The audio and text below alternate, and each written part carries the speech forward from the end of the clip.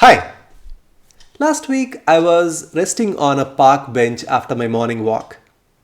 I noticed a few people walking their dogs. When I paid close attention, I noticed that there are two types of dog walkers. I'll tell you how this relates to presentations in just a little bit. Humor me. The first type of dog walkers is whom I would call as calm leaders. You can see them walking calmly and their dog follows them closely. The entire experience looks very relaxing and pleasant. The second type of dog walkers is whom I would call as frantic followers.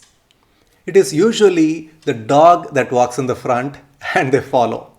The dog keeps pulling the leash and drags the person from one garbage bin to another, and the person haplessly hangs on to the other end of the leash, and the whole experience looks so painful to watch. Surprisingly, this scenario plays out in the presentation rooms as well. We can equate the presenter as the dog walker and their slides as the dog.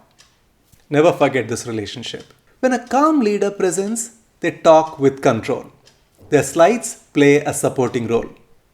They make a point, click, and a visual pops up on the slide and strengthens their case.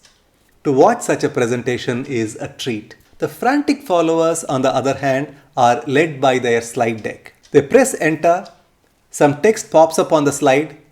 They look at it with a shock, wondering what to talk about the thing that just popped up. Somehow they gather themselves and blabber something.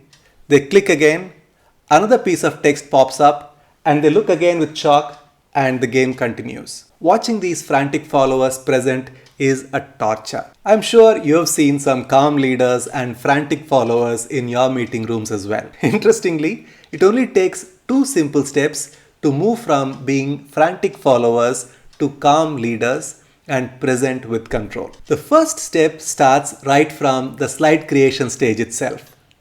You reduce the text on your slides and replace them with visuals. Remember, wordy slides control you, whereas visuals support you. The second step where you take control of your presentations is during your rehearsals. Practice out loud with your slides at least 3 times so you know what comes on your slides and in what sequence. The more you know your content, the more confident you would feel on stage. Remember, if you don't own your slides, the slides will own you in the meeting room. So the choice is yours. This or this. You decide. And one more thing. Do you want to join our 5-day free email course called 25 Creative PowerPoint Ideas? In the course, I share some interesting PowerPoint tips that I have not shared elsewhere. All you need to do to join the course is to click on the link right now that you see here, or in the link in the description box below the video. You sign up and you will see some very interesting tips that you can use in your next presentation. So sign up and I will see you inside the course.